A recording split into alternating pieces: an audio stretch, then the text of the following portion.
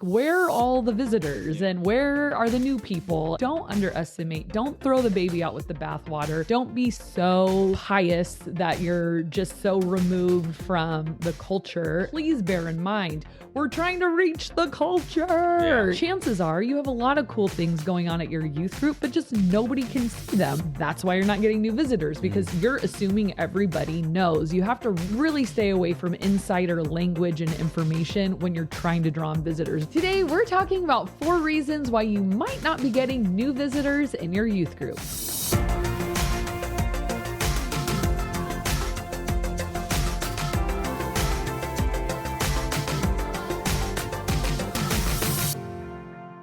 Hello and welcome to the Ministry Coach Podcast, where we bring you weekly tips and tactics to help you fast track the growth and health of your youth ministry. If it is the first time meeting, my name is Jeff Lascola and this is Kristen Lascola. And today we're going to talk all about some of the pitfalls that smaller youth ministries fall into, and they look around and they're like, where are all the visitors and where are the new people? No and new why blood. Aren't they coming? Well, we can't diagnose you completely. That would take some coaching, which is available, by the way. But we're going to talk in more generalities today, and we're going to give you 4 reasons why those visitors might not be coming. And if they are, they might not be sticking. So number 1, we're going to talk right now about a weak online presence. So we all know that if you want to know something about some place new, whether it's a restaurant or you're stalking a person or whatever it might be. Why is that number 2 on the things that you think? Because that's what I mostly use Instagram Food for. and stalking people. If I'm not finding a new restaurant, I'm stalking someone random. It's funny because it's true. Or looking up dachshund pictures or Stalking dachshunds. Stalking all the dachshunds in a 10-mile radius. I know where you live, dachshunds, if you're listening. But we go immediately to Instagram. Yeah. And I feel like at this day and age, Instagram is probably heavier traffic than even like for churches and new places than Google. So you're not going to Google a new place. You're not going to Google a new church. I feel like I'm a boomer, though. Instantly go to Instagram because I want to see the pictures. I want to see the vibe. I want to see what it looks like, because I feel like Instagram gives you a little more information than a website. As a student, yeah. Okay. I was just thinking as an adult. As a student, I would go to Instagram. Definitely. Well, even as a parent, like I would go and I check out like the dance studio that we send our daughter to. Like I look them up on Instagram. I want to see what it looks like to attend a class. I want to see what the students and teachers are like. And I feel like websites are a lot more informational, whereas Instagram and social media tell you a story about, no pun intended, tell you a story about this is what it's like lived out. Whereas websites can be a little more sterile of like, this is our location. This is the times we meet. And then like a stock picture of the pastor smiling, and stuff like that. But it's not like the day-to-day life the same way that Instagram captures. So that's the number 1 place I would go. So some of you hate social media. Some of you hate Instagram. And I probably agree with you on all the reasons why you hate it. I get that. But let's be honest, it's not going anywhere. So no matter how bad we hate it, it's not going to go away. So why don't we redeem it and we can use it for good purposes also? Because no matter how tightly wound you are about social media, I think you have to admit it's not all bad. I will tell you from my Instagram feed, unless it's just the classic comparison game of, oh, they have a better life than me, or, oh, they're better looking than me. But my feed is not inappropriate, and I find new and cool things every single day. A lot of the cool places I've experienced in my own hometown of San Diego is because I saw it on Instagram. And I'm like, whoa, this just opened, or no way, a vegan donut restaurant in Oceanside, I'm going, and there is a really good purpose behind it. So don't underestimate, don't throw the baby out with the bathwater. Don't be so pious that you're just so removed from the culture. Instagram is not inherently bad. Yeah. It can lead to some dark places, but it's not inherently bad. So I would say If you're not gaining new visitors, well, it could be because you've stiff-armed social media and you're not platforming what you're doing in a visible and enticing and exciting way. Because chances are you have a lot of cool things going on at your youth group, but just nobody can see them. Yeah. So once they get there, they'll be able to see it. But if they're just shopping for a youth group, shopping for a church, well, I mean, that's a lot of youth groups to just blind date, I think it's kind of that thing where you want to draw people in of like, look at all the cool things we have going on. Look at the cool series we're teaching. Show a sermon excerpt or, the latest baptisms. Like it can be very spiritual. And then you show the fun stuff also that kids are going to be so excited about. I just think it shows your relevancy to the culture. And so along with that would also be, you can't really neglect your website either. I think that would be a second tier experience because like you just said, as an adult, you would probably want to go to their website.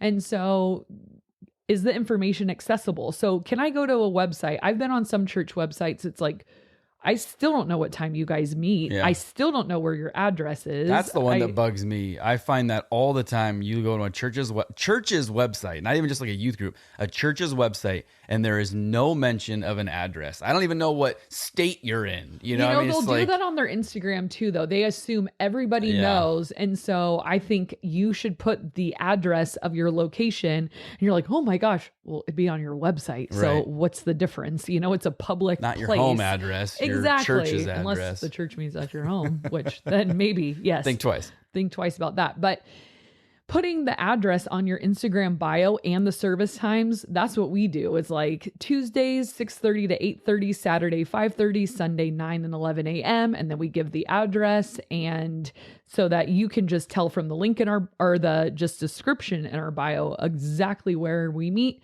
what church we're affiliated with, what city we're in. Mm-hmm. I get I see a lot of youth group Instagrams that will follow us or follow Ministry Coach Podcast. And I always check them out. I'm like, whoa, so cool. And I always wonder, what city are you in? Yeah. What state are you in? Where are you from? And I think when you neglect that stuff, that's why you're not getting new visitors because you're assuming everybody knows. You have to really stay away from insider language and information when you're trying to draw in visitors. Don't assume people know because then you're only reaching who you've reached. You're not reaching anybody else. So going back to the website, is information updated? That has been something that I have let slip through the cracks before where I just assume our website is up to date and I'm sending the link out to parents and it's like, an event had changed and nobody updated the website or it's still the spring calendar and we're already in summer. So make sure you keep it updated so that it doesn't look like a ghost town, like, oh, nobody uses this thing. Is information accessible? Meaning, can they just find what they're looking for? Make sure if it comes to your youth group, or you can be a voice in helping the quality of your church website, like talk to your senior pastor of like, hey, we need a clear like youth ministry, student ministry, children's ministry, so that parents or students, maybe they go on websites, can just click on it, see, oh, there you are, the youth pastor, there's your email, there's your phone number, here's how you get a hold of them, here's when we meet. It just has to be very accessible and updated information. And then this, believe it or not, I know some of you are sticklers and don't care about this kind of stuff, but is the aesthetic updated on your website? Because I think that is, again, that first impression thing. Whereas if you look like you're stuck in 1995, visitors aren't coming. Yeah. Like you have to stay updated with the current culture. And I think sometimes Christians hear that and they think in some weird backwards way we're saying like blend in with the culture. Right. And like, no, like that does not mean, well, we're compromising all of our spiritual values to have an updated website. It's like, oh my gosh, like what a stretch. We can be current. We can be aesthetically pleasing. We can be relevant and clean and have everything looking great and still follow Jesus, But I think sometimes people just see it as like worldly or something like that. But please bear in mind, we're trying to reach the culture, so reach the culture with things that are current culture, not 1995 culture. Exactly. So make sure you look like you're up to date and all of that. And another one is, I think it's good. I don't know who runs your website, or hopefully you even have a website, but when you look at staff and it's just Senior Pastor John, and you're like, that's it? He's the only one? Always John. It's always the only John. one employed. Like it might say, where's Cody, the youth pastor? And it might say contact Cody at whatever, but it's like, how about a picture of Cody so we know who Cody is when we arrive? That is a pet peeve, because I will see a little snippet on their youth group, but there's no youth pastor contact info. It's like, I don't want to call Senior Pastor John. I want to call Cody youth pastor or email him like, hey, my daughter's coming for the first time on Wednesday night to your program. What do we need to know? Do I need to sign her in ahead of time? Can we just drop her off? Like, what's the format? Do kids bring their Bibles? Is it like that kind of thing? Or is this more just all kinds of questions that I would have as a parent, but I want to ask Cody, not John. So yes, making sure you, the youth pastor, are present on the website. Picture, email, bare minimum email address. If you want to put your phone number, go for it, but at least an email address. And a picture, I think, just to be like, this is who you're looking for when you get there. It's not a child, it's an adult. No, it's Pastor John. He does everything, every single ministry. John, if you're listening, you need to go on vacation. Above and beyond. Go take a summer vacation, man. Okay, so that is number one. Create a presence through your social media. Well, another question I had with that, you mentioned Instagram. Do you have a TikTok presence at all, or no? So we dabbled in that. We tried it. Where are students? Well, students are and parents. I feel like Instagram is a good catch-all, because I think we catch Facebook. We don't really catch students. We only catch parents. So I kind of abandoned that. Instagram, I think, is a good in between, because we catch both students and parents. So I'm about it. Right now, I feel like we're catching a lot more parents, which is fine with me, because they're the ones who are going to bring their junior hire to church. So whatever. But we do have a lot of kids on too. I know kids are on Snapchat. Still? A ton. Well, here's the thing, and I don't know if they still use it this way, but as of the very recent future, a lot of students in our area they were using Snapchat like you would use text message.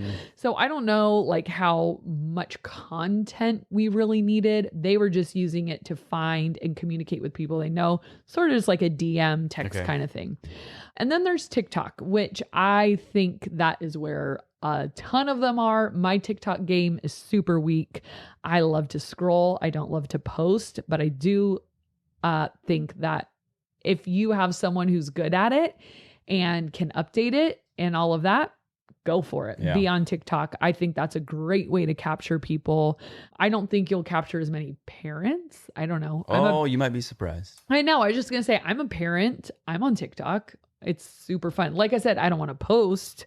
I don't really care to do that, but I love watching the funny dog videos and stuff like that. So yeah, I think you just kind of have to feel your culture of where they're at and what would be the best use of your time. So if you're not good at it, two things: you could learn, easy, or you could utilize a high school student. That's what we do. I have a guy, my associate pastor is pretty good at social media. I post. I don't make him do it all.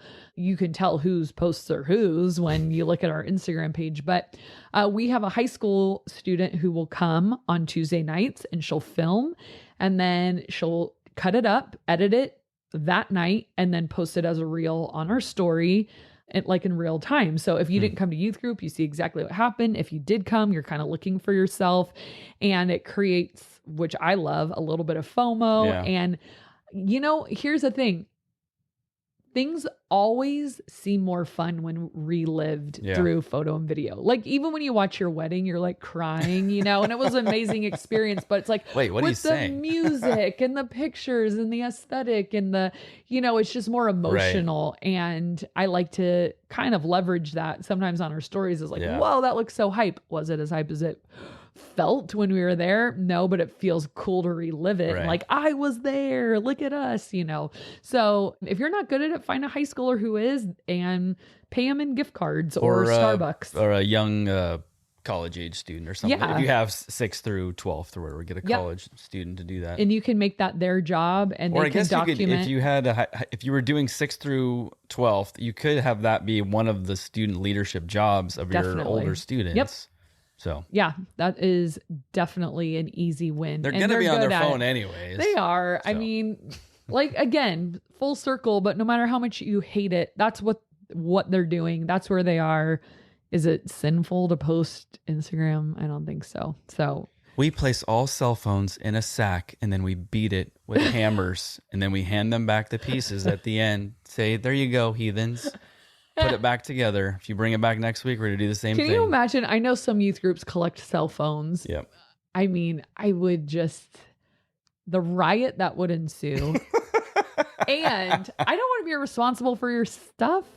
Like, I just tell them, put it away during worship in the message. But I mean, I can't regulate their cell phones. I don't want to. Okay, let's move on. Number 2, one reason you might not be getting visitors is because they don't know how to come because you're so inconsistent. Like, what? What? You don't know how to come? How to come to your youth group. Like, okay, so here's, that probably was a weird way of wording it. They don't know when you're meeting and when. How do I come? By car? By train? By Uber? By scooter? Go, dogs, go. No, I mean like. When you're meeting, what time you're meeting. So what day here's a you're perfect meeting. example. We live in a town, and for Southern California, it's a relatively small town. How many people live in Fallbrook? Probably between 60 and 70,000. Okay, so that's small for this area. So the businesses in our town just randomly decide to close like on a Monday at 1 p.m. Right. They're like, regardless of what their hours say. Yeah, they just do whatever they want. So I was trying to get our vacuum cleaner fixed for like 3 weeks, and I kept showing up to the vacuum cleaner store and they were always closed, always. And I was looking at their hours. They were still in business. I knew because the lights were on, but the door was locked. So I finally went on Facebook and I said, does anybody know the hours of this vacuum place? I cannot get this thing fixed. And they're like, oh, just whenever they feel like it. I'm like, okay. So then I drove a half an hour to Oceanside to go get our vacuum cleaner fixed, and they got it done, and it was not on my way, but I was willing to drive further for someone I could rely on instead of people just like, I don't know, let's just close in the middle of the work week. You know, it drove me crazy. All that to say, that's a perfect example, I think, of people who are trying to get involved in a youth group and a church, but they can't keep up with your up and down schedule. So you need to be consistent.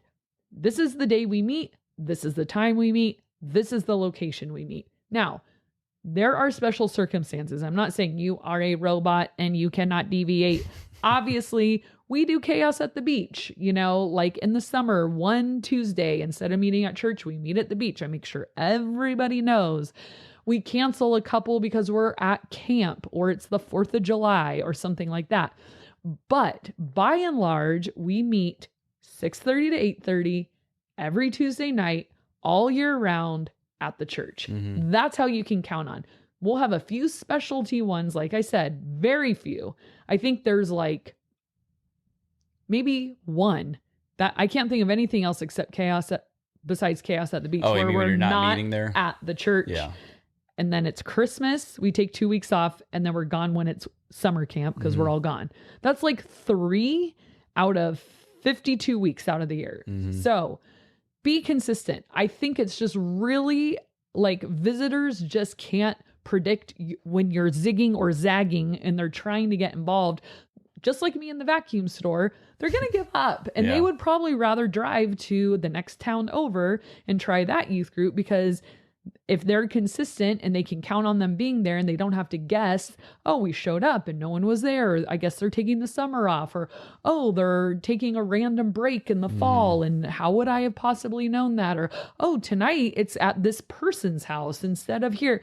It's just like, keep it consistent so that visitors always can walk in the door and have the experience that you're trying to give them. So I think that's it on that. Do you have anything to say? No, I mean, I would just be echoing the same things that you said. I feel like if somebody shows up and you're not there, they're going to be half as likely to probably try and come back. Right. I mean, unless they were really motivated. But if it happened to be that like, hey, I think I'm going to check it out. And, maybe I'm a little nervous or whatever. That could be the thing that they say, never mind. Well, and I think it goes back to the insider thing too. So if people show up and the lights are off and the doors are locked and it should have been a youth group night, what you've just communicated is, again, you're not on the inside because everyone else knew. So how did you miss it? You know what I mean? Like, we don't want to create this like, well, because then who are you reaching? Again, you're reaching the people that are already there. They're already in the loop. They already know, but we want to be accessible to everyone. So just keep normal business hours as much as possible and don't get super creative. If you can't be at youth group, don't cancel. Right. You should have help. You should have a staff. You should have a right-hand man or woman, someone who can fill in for you. I think just because you're on vacation or on paternity or maternity leave, whatever, it doesn't mean youth group stops. I mean, I've had 2 babies. I get 3 months maternity. Youth group kept on going. Right. You filled in one time, and then our associate pastor and my intern filled in one time. Then I had a surgery, and then I was gone for a month recovering. Youth group didn't stop. Right. So find ways to keep going, even when your life hits the fan, even when you need a break, even when you're on vacation. It shouldn't revolve around your schedule, but you want those visitors to have every opportunity to come. Don't keep them guessing. And make sure you don't stop during the summer. Don't stop, won't stop. No. And then the other one is, a lot of times it's tempting to there's something going on in town and all the kids are going to be going there. So there's only going to be 2 or 3 kids that are probably going to come. You still have youth group, and you just make it really awesome for those few. But we've talked about that before. You don't want to say, well, since no one else is coming, you 3 aren't really worth having youth ministry. Yeah. So we're just going to cancel it. Right. That's less of a new person probably coming, but still the same idea. Yeah, I guess what we're saying, bottom line is, when in doubt, don't cancel. Just keep going. Always keep going, Except for those of you who are in the parts of the country that have winters so bad. We don't deal with that. I see it all the time. Feels like the roads are shut down. That's reason enough. Okay. I guess our wildfires shut it down. Yeah. We had really bad wildfires. That's a season out here. We have wildfire season. We have wildfire season. We have to evacuate, and we had to cancel. But everything else. Those are the obvious caveats. All right. Number 3, why are you not getting new visitors? Well, you might not be specialized enough. And here's you might not be special enough. You might not be special. I don't know what to tell you. Not everyone could be special, or else special doesn't exist. Okay. Specialized enough. Specialized. Explain that. So you're going to be shocked to hear me say this, but because you have junior high and high school together, there, I said it. So, I am unapologetically very against having junior high and high school together. I think it is a visitor killer. It's a growth killer. It is a health killer. It is all the killers. Here's who likes it. People that already go to your church, who are totally bought in and have siblings, and parents only have to go to one night. And they're the people who all get along and are one big happy family. Yeah. But for anyone visiting your church and a new parent, nope, not a good impression, not a good look. For a lot of reasons. We've done episodes on it. Yeah. Jeff, can you link them below? Oh, I certainly can. Thank you. Jeff said, this just in, Jeff said he would link that episode below. I didn't want to assume you were going to do it. I'm going to make a note to myself. Hey, you. I'm going to pull you by your ear, collar. What do they used to do? I don't know what I'm writing. I'll link it. Yeah. You just made a scribble scrabble. I did. Or if you're on YouTube, it'll be up over there. You can click on that link. Right there. It's funny though. So obviously you've voiced this opinion on other episodes, and we've done a complete episode that I'll be sure to link below or up in the corner on YouTube. Thanks, Jeff. A lot of people that listen and watch know that, but a lot of them when they email us will almost confess it. I know, like, I know you said not to. Here's what I'm doing. It's okay. I like you. Yeah. I'm not mad at you. All I'm saying it will help. This is really hard for visitors. And you can listen to the other episode, but let me give you a quick little snapshot. Trying to please, I have a hard time pleasing 6th, 7th, and 8th graders and hitting the mark on age appropriateness with all of them. Like, try talking about something like sex and dating with a 6th grader and an 8th grader who's about to go to high school. Vastly different places. Yeah. Social media, the way we use our phones, appropriateness online. 6th graders don't even have phones. Some 8th graders are into some like bad stuff sometimes. So that's hard enough. And then not even to mention entertaining them in terms of, well, what kind of game do you want to play? And one of you wants to run around. One of you wants to hold hands with your girlfriend, and like trying to bridge that gap. Now, when they hold hands, we put them in a sack and we beat their hands with a hammer with a cell phone. Hand them back at the end. Put them in the phone sack. But then that gets exponentially more complicated when now you add in a upperclassmen, junior, senior, where they're at. It, guys, that spectrum of what you can talk about comes very the breadth short. Is too far. Yeah. Also, just speaking as a parent, my daughter will be in 6th grade next year. She's super excited to come to my youth group and for me to be her youth pastor. I hope she still feels that way in a year. I don't want her hanging out with junior boys. No way, Jose. Not because, they're going to hit on her, but the things they talk about, not that they're technically inappropriate, it's just not age appropriate. Like, she doesn't need to be... Junior boys as in high school? Or yes. Okay. 11th grade. But not seniors? They're cool? Okay, just all the high school boys. Okay. Whatever. Just anybody who is older. I just don't think junior hires need to be hanging out with high schoolers. Yeah. So, I just think it's not age appropriate. But also, I'm going to lose my thought. But also, high schoolers... some of them will just welcome junior hires in with open arms, like, oh, you're my little buddy, whatever. It's not conducive to visitors, though. Yeah. Like, so it's people who, oh, that's so-and-so's little sister. She's so cute. Love her, whatever. It's because you already know them. But what if you're trying to get new high schoolers to come in and they just see like a bunch of what they would, and their perspective are little kids? Even my 8th graders, when the new 6th graders come in, they're like, why are these little kids here? I'm like, oh my gosh. And so it's just so many angles of unhealth, I think. Yeah. Just wanted to give, and to put it in perspective, the one of the schools that is local here to us, it is a junior high that they built the high school campus or the high school on the same campus. They share a campus. I don't know how much of the facilities they actually share, but anyways, there is a big uproar because this is a public school. There's a big uproar because a lot of the parents are like, you can't have junior hires on the same campus as 18-year-olds. Right.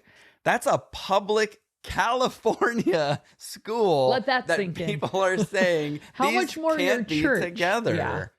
Yeah, and it's just... Or shouldn't be together. Like, sometimes I'll notice, like, I'll take our daughter with us to beach days or something. She'll be like, hey, and I'll have a few junior hires in the car.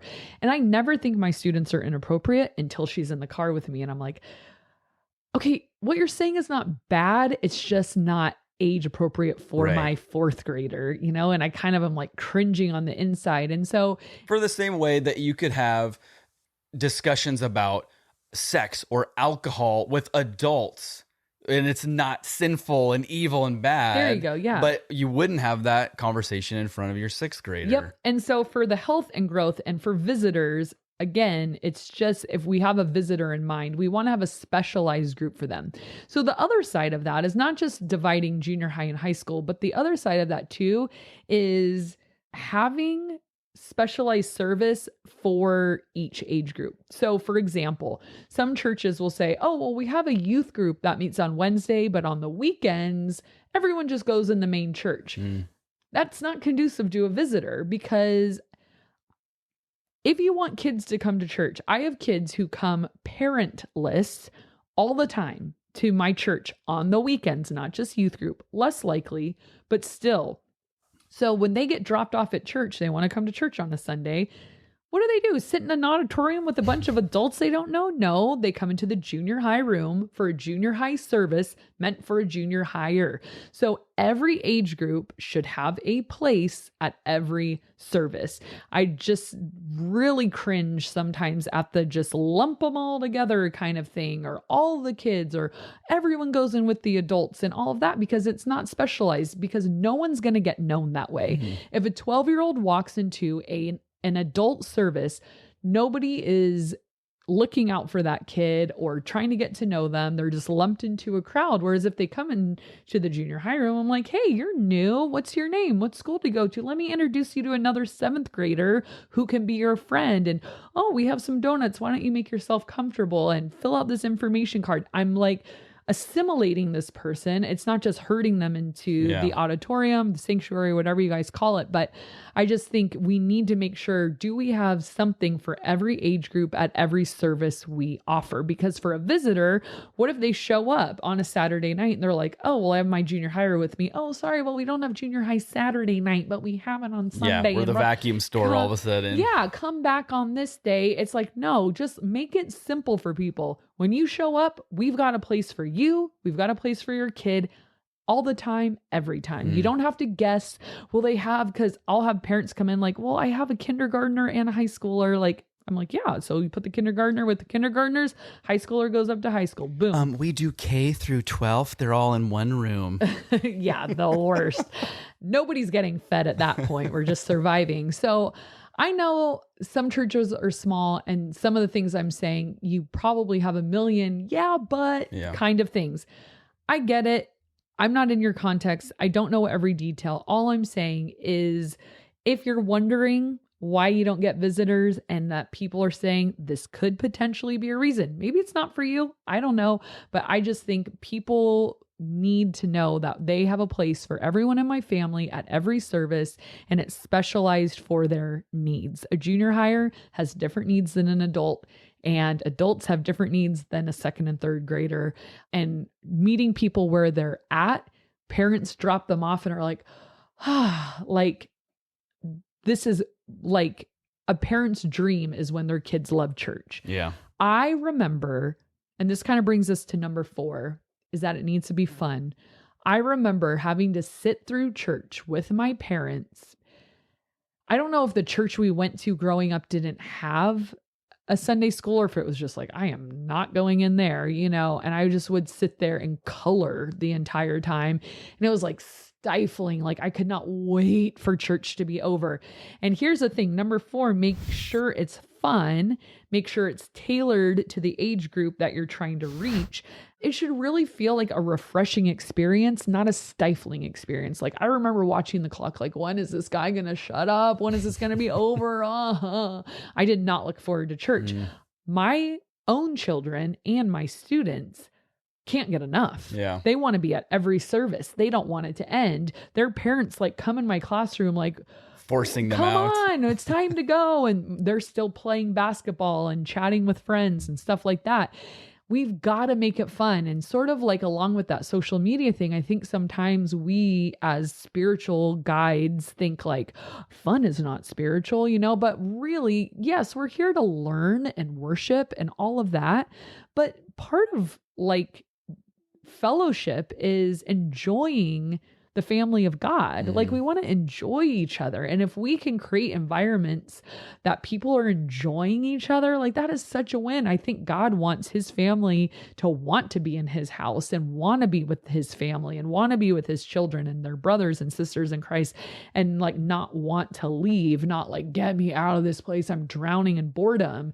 I mean, I just feel like we can't separate the two and say, well, if it's spiritual, it can't be fun. If it's fun, it can't be spiritual. Like, God created us with a need for fun and excitement and energy. And I think especially when you work with students, like we've got to make that a priority. And maybe that doesn't come naturally to you. And you're like, no, we want to get really deep in the word. Well, that's fine. Get really deep in the word, but also have a party for Jesus, because we should be celebrating our faith every single time we come into that building. We never want people to associate church, God, faith with boredom, drudgery, stifling. Maybe it's really interesting for you, but also realize you're the pastor for a reason, because you probably eat up theology and you love it. And, make sure that you're not projecting like, well, I love to,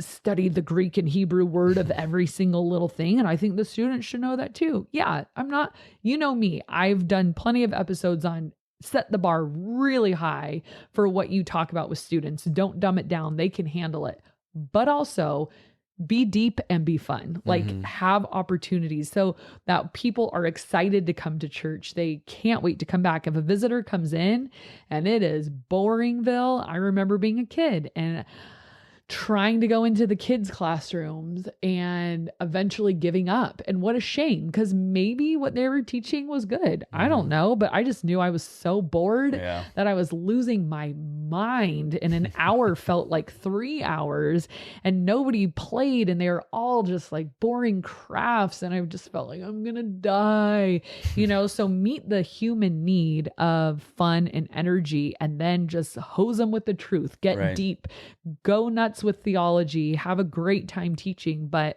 even with that, like you said, it may be interesting to you.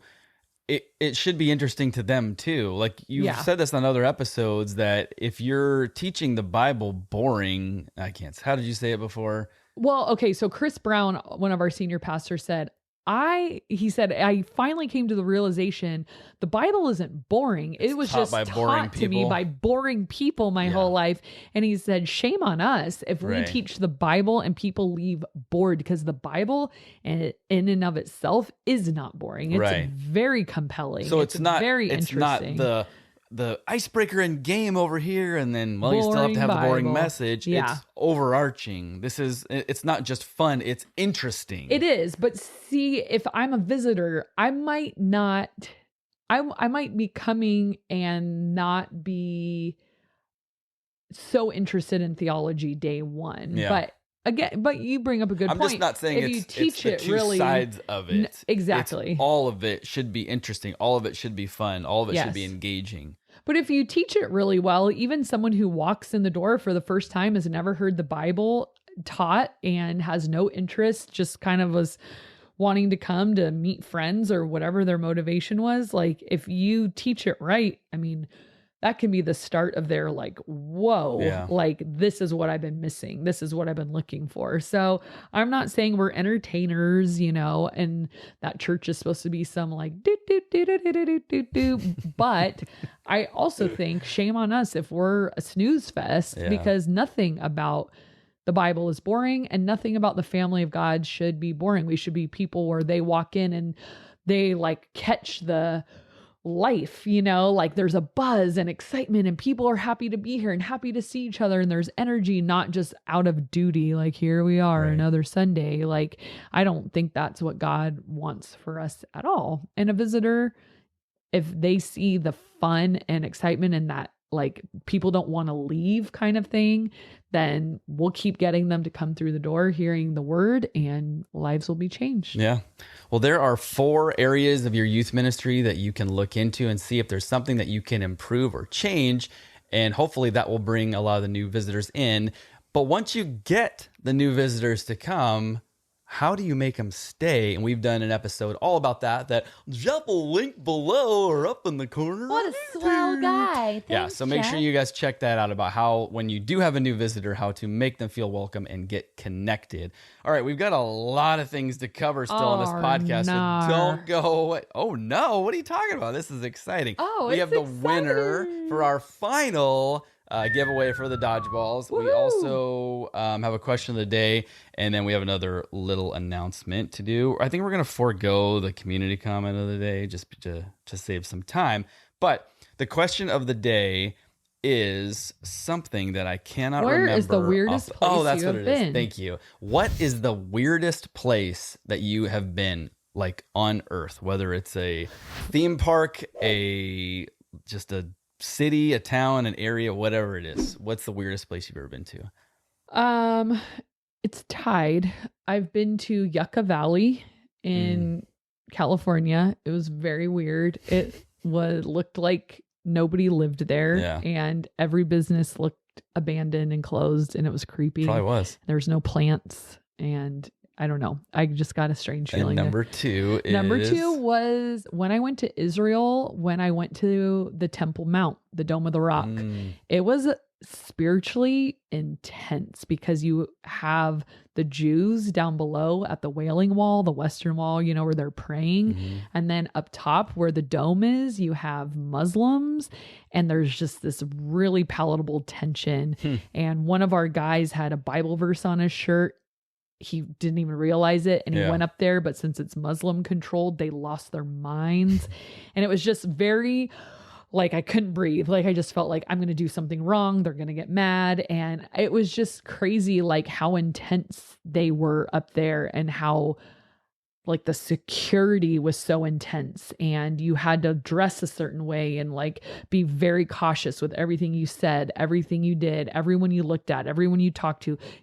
I just felt like, oh my gosh, one false move and I could be toast. I just felt very uneasy, and I never really felt that way before.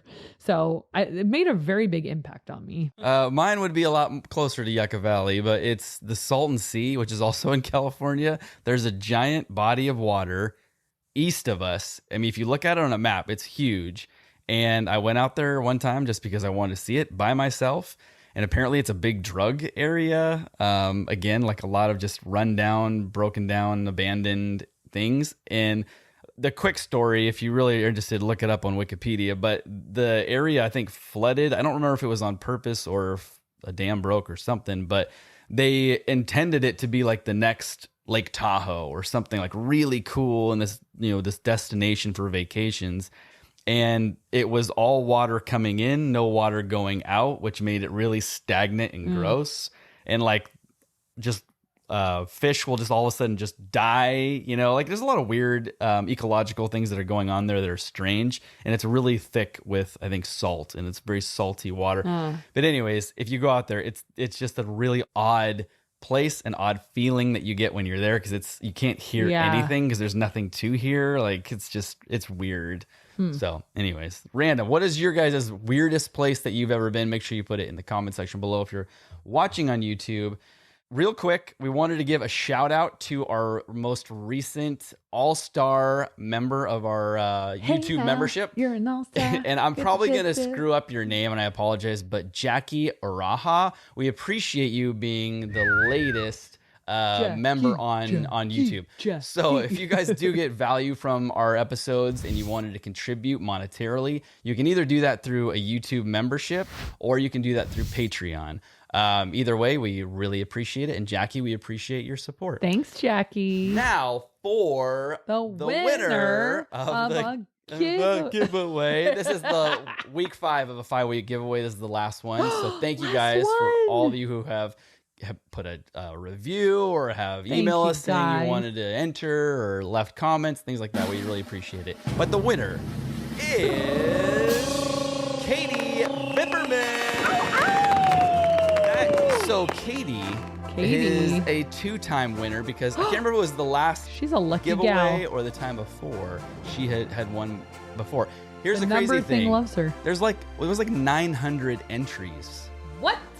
And yet she was able to win twice. Oh my gosh. So did Tommy a couple weeks ago. Hey, there's so you guys have a system. I know. I was going to say, maybe they'll tell us, but there's people who are like professional contest winners because they know how to do it. But do you know how the random number generator on Google works? But That's you wouldn't crazy. know what order you were going to even be plugged in. I don't know. I just know there's like, And maybe you saw it. It's some YouTube commercial right now, and it's about this lady who's won like every contest she's ever entered, and she has this whole system of how she does it. I don't know.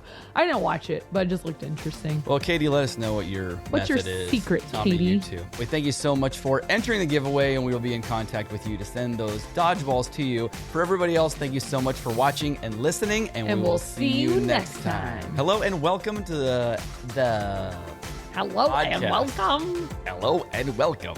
Hello and welcome to the youth. What's it called? And today we're going to talk all about some mistakes. No, we thank you so much for something. I don't know what I'm saying.